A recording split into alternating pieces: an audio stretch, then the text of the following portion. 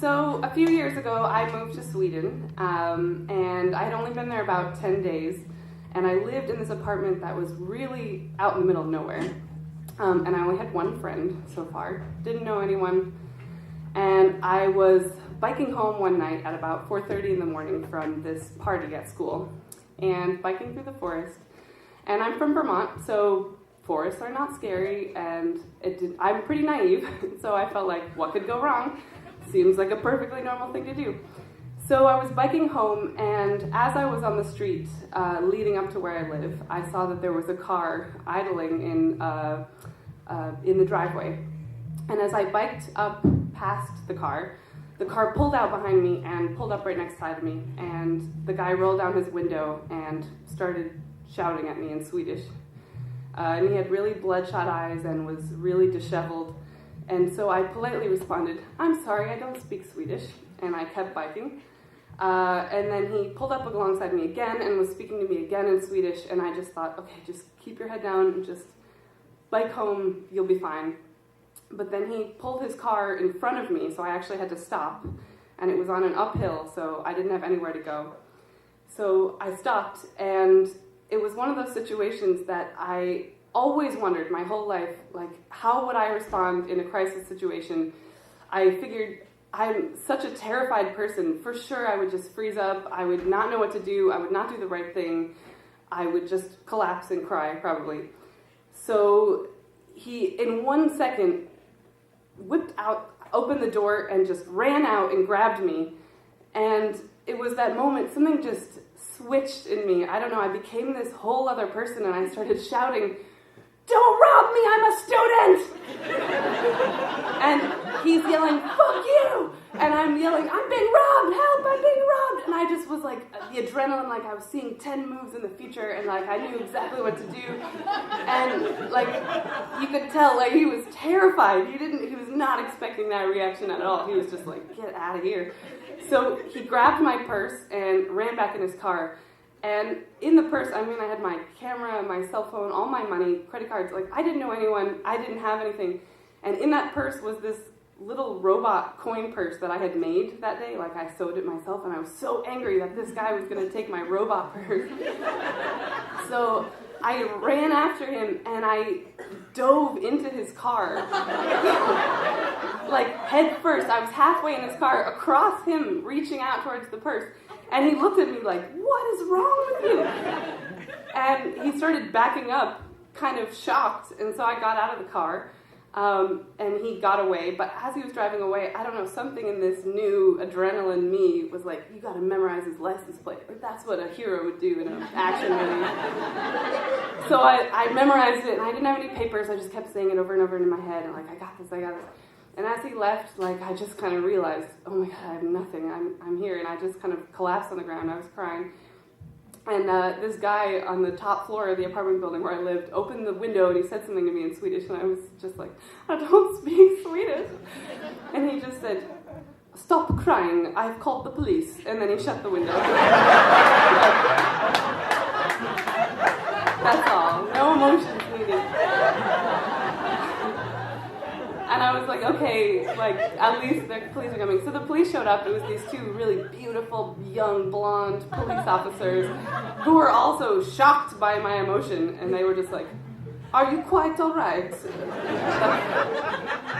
We're trained police officers, but this is too much for us. Like, I don't know what's going on. So I told them the story. I gave them the license plate, and they looked it up. They said, "Actually, this makes sense. You know, we're looking for this guy. Great." They brought me to the police station. I sat in this tiny antechamber to the police station eating a giant chocolate muffin because it was like 6 a.m. at this point. And then they brought me back to the house and said, "Okay, we're going to call a locksmith to get you back in. We've got to call your landlord. That's just policy here." But so we had like an hour to kill, me and the two cops, while we're waiting for the locksmith. So I'm sitting outside my house, and they're obsessed with America. They just want to ask me so many questions. Is it true that all the cops have guns? And they got badges? I was like, well, I'm from Vermont. We have like one cop. Like, no, I don't. It's just TV. But so then the locksmith comes and lets me into the apartment. I think, this is it, I'm done. But the landlord comes and they have this kind of heated conversation in Swedish, and all of a sudden the landlord turns to me and she goes, you can't live here anymore.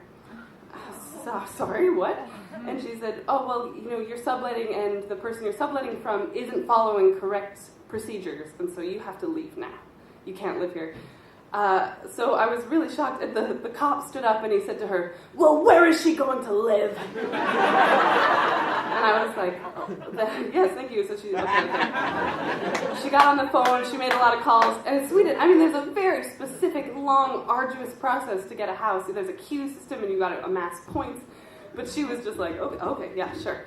And so she made some calls, she got me a new place right by all the other students, and they were going to leave it at that, and the cop stood up again and he goes, but how is she going to move her stuff? And I said, okay, thank you. So she made some more calls. She said, okay, I have these friends coming over. They're going to get you, they're going to bring their moving truck in 1 hour. Okay, and so everyone left. I had 1 hour. I quickly sent an email to my one friend and said, meet me here in an hour. I'll be there. Bring some money. And so 30 seconds later, there's a knock on the door, and there's a badge in my face, and there's a guy saying, I'm an investigator. Can I come in? I said, yeah, sure. So he ran through the whole story with me. He had a collection of mugshots that I had to look through. He stayed there for the entire hour. And as soon as he left, of course, these elderly Swedish men show up at my door. And they don't speak any English. And I'm trying to explain to them that I haven't packed anything. I have dirty dishes. My apartment is a mess. And they're here to move. And they said something in Swedish to each other that I can only assume was, well, this is the last thing we wanted to do today, to help this tourist move. So, but they're like helping me box things up into these boxes, and they put me in the moving truck and drive me to my new apartment and drop me off. And a couple months later, the end of the story is that they catch the guy, and I have to go identify him in a sort of one-way mirror situation, and then I had to go to court and testify against him because he was also brought up on drug trafficking charges. So I had to go to court, and I had a personal interpreter who was this middle-aged, sweet Swedish woman who was actually translating everything he was saying, like, I took the coke and I snorted it up my nose. That's okay, I don't need all the details. And so I testified against him because they wanted to get him on all these other charges, but because of that, he ended up getting deported back to Somalia, which is where he was from. And even though I knew that he had robbed me and put me through all this trouble and made me go through this whole ordeal, I couldn't help but feel really guilty for taking a part in this tragedy for this man, and had really complicated feelings about the whole thing, even though everyone was telling me, you're crazy, it's justice. Justice was served, he robbed you. It still felt like somehow I was dooming him to this fate. And I guess the very end of the story is that about a year later, I finally got money back. I did not get any money back for any of the things that I lost in my purse, including my robot purse. But I did get more than that amount of money awarded to me for damage to personal dignity, which in Sweden is one word. So that's how justice was served in Sweden. Thank you.